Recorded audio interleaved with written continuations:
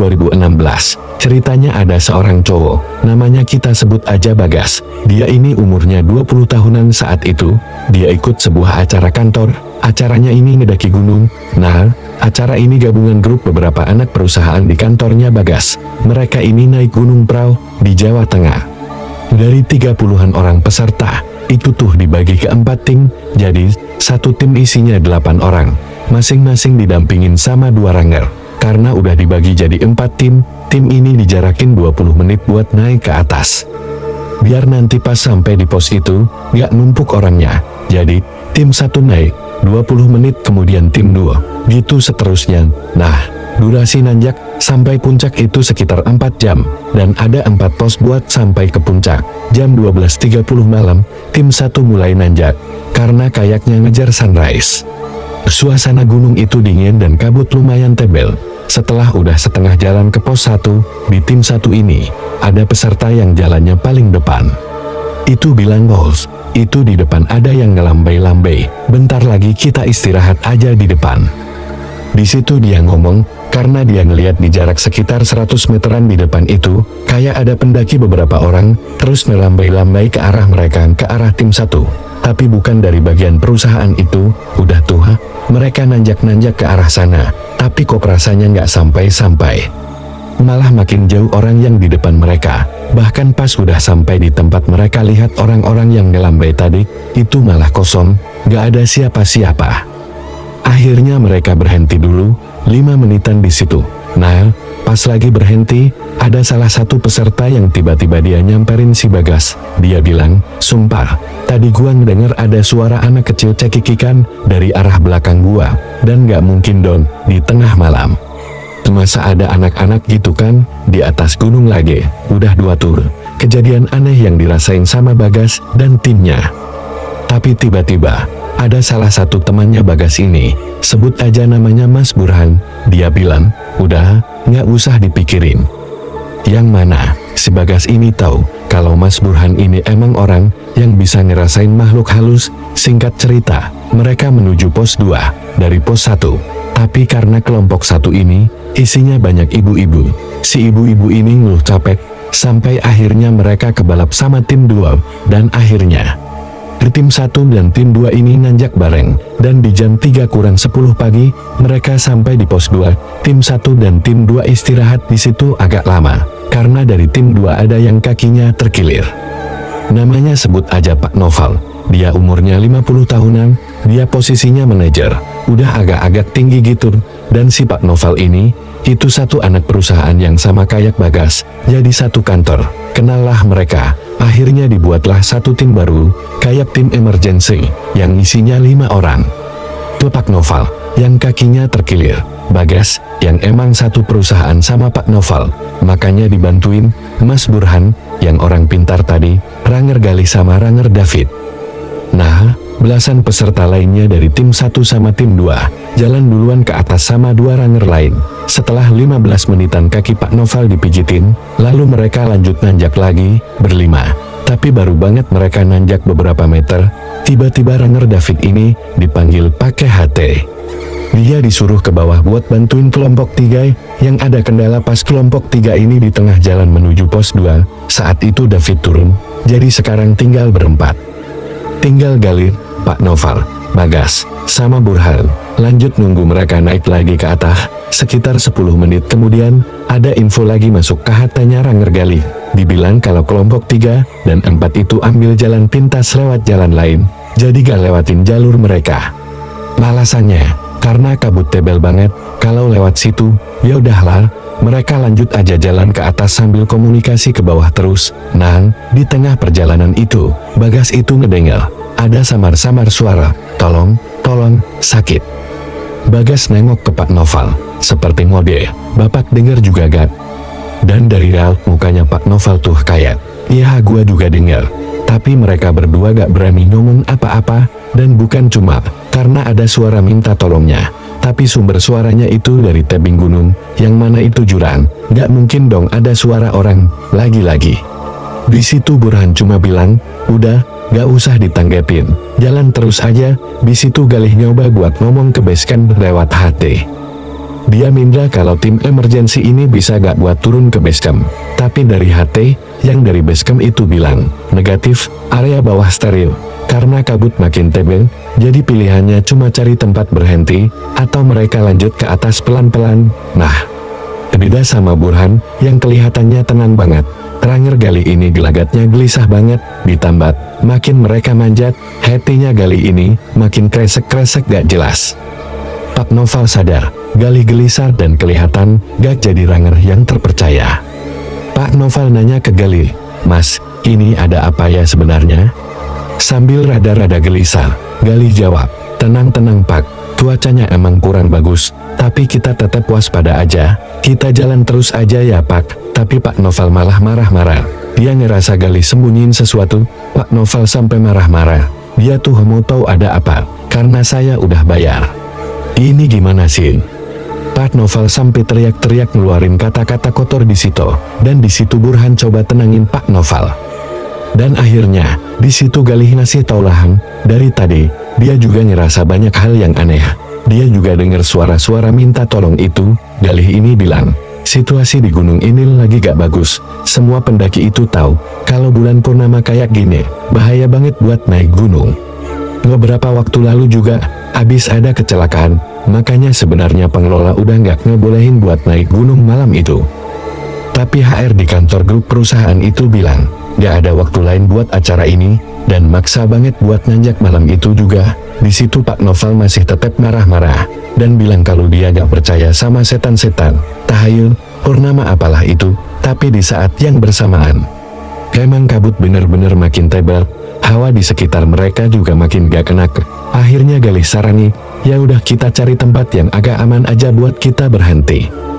Karena di situ udah bener-bener gak ada lagi info yang diterima oleh HRD. Dicoba ngomong ke basecamp, juga gak ada yang nyat. Singkat cerita, posisinya masih di tengah-tengah antara pos 2 dan pos 3. Itu jam 4.15 pagi. Mereka berhenti di satu spot yang mereka bisa duduk-duduk, dan ada beberapa pohon lah di situ. Bagas mau pipis, dia agak jalan menjauh dari 3 orang temannya. Setelah pipis, Bagas balik lagi ke tempat 3 orang temannya itu. Tapi pas Bagas lewat di depan Ranger Gali, tiba-tiba kakinya Bagas dipegang sama si Gali ini, dicengkram kencang dan tiba-tiba dalam keadaan matanya merem. Ranger Gali ini ketawa, hihihi. Bagas gak bisa lepasin kakinya, dan dia udah takut banget di situ. Tapi tiba-tiba, Gali malah ngomong, "Nadua, sakit, tolong saya." Di situ mereka bertiga udah tahu, Ranger Gali pasti kesurupan. Si Burhan yang emang bisa ngeliat dan ngerti. Akhirnya dia coba komunikasi sama makhluk apa sih yang ada dalam Galih ini. Dia bilang, "Permisi, kamu siapa?" Tapi si Galih ini tetap ngomong, tolong, sakit." Di situ Bagas sudah bisa lepas dan mendekat ke Pak Noval, dan Burhan berhadapan sama Galih. Burhan nanya lagi, "Anda yang tadi teriak minta tolong di bawah, Anda siapa? Sakit apa?" Tiba-tiba, suaranya Ranger Galih ini berubah jadi berat dan agak seret. Terus dia ngomong gini, "Saya Angki, kami semua di sini menderita." Burhan nanya terus, "Kenapa kalian menderita? Kalian kenapa ada di sini?" Terus tiba-tiba, si Pak Noval yang tadinya duduk, itu berdiri, terus megang pundaknya Bagas, kayak makin ketakutan gitu. Terus si Galih yang tadinya berhadapan sama Burhan ini, itu nengok ke arah Bagas dan Pak Noval, terus bilang, "Kami ada di sini menderita, karena kamu, Noval." Sambil menuju ke arah Pak Noval, serem banget. Pak Noval sambil ketakutan bilang, "Kamu siapa? Jangan bercanda kamu." Tapi Ranger Galih ini malah ketawa, "Jangan lupakan sejarah, Noval, takdir yang bawa kamu ke sini, mereka semua udah nanti kamu, Noval." Tiba-tiba di situ Pak Noval langsung pingsan, dan gak lama, dia bangun. Tapi pas buka mata, matanya Pak Noval ini putih semua, terus mulutnya nganga. Terus Pak Noval ini tiba-tiba berdiri, terus ngedorong Burhan, sambil Burhan itu jatuh. Setelah itu, Pak Noval jalan ke depan pohon, dan tiba-tiba, Pak Noval jedotin palanya sendiri ke pohon berkali-kali. Burhan dan Bagas nyamperin langsung megangin Pak Noval. Tapi Pak Noval ini yang emang lagi keserupan tuh malah bilang, "Lepas, biar dia rasain apa yang kami rasain, kami udah lama nunggu." Di situ susah banget tenangin Pak Noval. Bahkan Burhan sampai berantem pukul-pukulan sama Pak Noval. Dan di tengah mereka berantem itu, si Burhan sambil nahan Pak Noval, dia minta Bagas buat ngambilin kalung di tasnya. Dapatlah Bagas, barangnya kayak kalung tasbih gitu. Setelah dilempar ke Burhan, akhirnya tasbih itu dikalungin ke lehernya Pak Noval. Dan seketika, Pak Noval tuh teriak-teriak kepanasan gitu. Terus Pak Noval yang dalam posisi jatuh di tanah, ngerontak-rontak. Telapak kakinya kayak dipukul sama Burhan, seperti didorong gitu telapak kakinya. Dan seketika Pak Noval pingsan gitu aja. Setelah itu, Burhan ini ngomong, "Wah gila nih Pak Noval, bikin salah apa dia?" Karena menurut Burhan gak mungkin, gara-gara ngomong kotor doang, Pak Noval bisa sampai gedotin kepalanya ke pohon. Setelah berapa lama, Pak Noval bangun. Dia bingung, kenapa kok badannya luka-luka kayak abis berantem. Terus dia marah-marah, ini badannya kenapa sih? Burhan kesel di situ. Dia bilang, mestinya bapak yang jelasin, apa yang bapak lakuin di gunung ini. Pak Noval digituin makin panas. Akhirnya Burhan gak tahan lah, dia jelasin tuh semuanya. Ada orang yang masuk ke dalam badannya Galir, ngaku-ngaku namanya Angkim. Dia minta buat Pak Noval ngerasain apa yang mereka rasain. Terus Pak Noval kesurupan, sampai gedotin kepalanya ke pohon segala macam. Akhirnya, dari situ Pak Noval ngaku, dia buka semua ceritanya. Dulu, waktu Pak Noval masih kuliah, tepatnya tahun 1977, Pak Noval dan teman-temannya itu bikin komunitas Mapala, dan komunitas yang mereka bikin ini Mapala yang kuat banget, dan terkenal banget. Bahkan di tahun kedua Mapala mereka berdiri, anggota mereka udah nyampe ratusan, dari berbagai kampus. Salah satu sahabatnya Pak Noval ini, namanya Angki. Pas Pak Noval cerita kayak gitu, dari jauh kedengeran suara anjing ngegonggon. Pak Noval lanjut bilang, sampai di pemilihan ketua Mapala, Pak Noval ini saingan sama sahabatnya sendiri, si Angki itu. Sehingga ceritanya Angki yang jadi ketua, dan Pak Noval tuh sakit hati banget. Karena dia ngerasa ya, dia yang bangun Mapala dari awal, walaupun sama sahabatnya juga. Gara-gara itu, dia kerjasamalah sama salah satu ormas, yang gak suka sama Mapala mereka. Pas ada acara naik gunung yang emang acaranya hanya untuk petinggi Mapala ini, dan di Gunung Pro itu, Pak Noval ngerancang semua susunan acaranya, sampai sedetail mungkin, sampai jalur mana, ngapain aja. Terus di hari H, Pak Noval mendadak izin gak ikut, dan bener aja, pas acaranya berjalan. Beberapa hari kemudian, gak ada kabar sama sekali dari para pendaki itu. Tiba-tiba, si pendaki-pendaki ini, teman-temannya Pak Noval, itu udah ditemuin mayatnya berserakan di lereng gunung. Asumsi awal gara-gara diserang binatang buas, tapi setelah diusut, ternyata dibunuh. Pak Noval tuh gak pernah minta sampai teman-temannya dibunuh. Ke ormas itu, dia cuma mau balas dendam, sampai nyakitin mereka aja, terutama si Angki. Dari situ, Pak Noval gak pernah mau denger lagi nama-nama mereka lagi. Si teman-temannya, organisasinya juga udah dibubarin setelah itu, dan Pak Noval gak pernah naik gunung lagi, sampai baru pertama kalinya malam itu. Gak lama, dari Pak Noval selesai cerita semuanya, suara-suara anjing muncul lagi, dan makin lama makin dekat. Bagas refleks buat ngumpet di balik pohon, dan yang lain ada yang di semak-semak, dan bener aja, gak lama muncul 6 ekor anjing. Anjingnya ini besar-besar banget, badannya tegap. Tingginya tuh sampai sedada orang dewasa, dan yang paling parah, anjingnya ini kepalanya manusia. Saat Bagas lagi ngumpet di balik pohon, anjing-anjing depan, dia lagi ngeliatin, dari belakang dia ngerasa ada yang ngendus-ngendus leher dia. Ternyata, di belakang Bagas ada satu dari anjing-anjing itu, yang kepalanya manusia juga, rambutnya kusut gak karuan. Setelah Bagas pingsan dan bangun-bangun, dia udah ada di tempat lain, kayak di spot rada-rada lapangan gitu. Dan pas mereka lihat jam, itu masih jam 4.15 menit pagi, berarti gak berubah tuh waktunya, gak jalan sama sekali. Burhan bilang, Bagas itu diseret sama anjing-anjing itu ke spot lapangan ini, dan Noval, Burhan, sama Galih itu, mengikuti agak jauh dari belakang, dan anjing-anjing itu kabur gitu aja, ninggalin Bagas di spot ini. Setelah udah mulai agak tenangan, mereka cobalah buat jalan lagi naik ke atas. Mereka nanjak-nanjak terus sampai ke atas. Tiba-tiba mereka udah sampai aja di puncak gunung. Tiba-tiba di situ kabut makin tebal, terus muncul seorang ibu-ibu jauh di depan mereka dari arah bawah. Begitu ibu itu muncul, Burhan ngomong, "Permisi ibu, kami pendaki kami."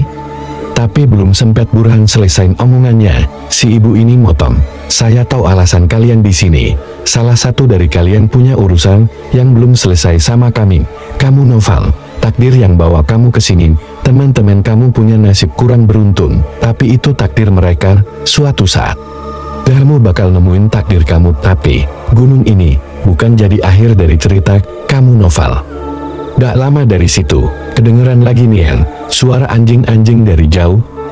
Dan ternyata muncul anjing-anjing yang tadi nyeret si Bagas. Dan habis itu, si ibu-ibu ini langsung pelan-pelan hilang di balik kabut. Mereka ngecek jam udah menunjukkan pukul 4.45 pagi. Beberapa saat kemudian, tim mereka yang lain sampai di puncak. Dan si 4 orang ini sempat ditanyain bersama peserta lain, kenapa kok mereka bisa sampai duluan. Tapi 4 orang ini gak ngomong apa-apa dan gak mau ceritain apa yang udah mereka alamin ke orang-orang lain itu. Berarti bukan cuma gara-gara si Pak Novel ini ngomong kotor, tapi emang dia punya dosa di situ. Kenapa Pak Novel mau naik lagi ke Gunung Prau, padahal dia tahu kejadian itu? Nah, karena Pak Novel sebenarnya gak percaya sama tahayul atau hal-hal mistis, jadi kayak dia ngerasa santai-santai aja naik ke Gunung Prau.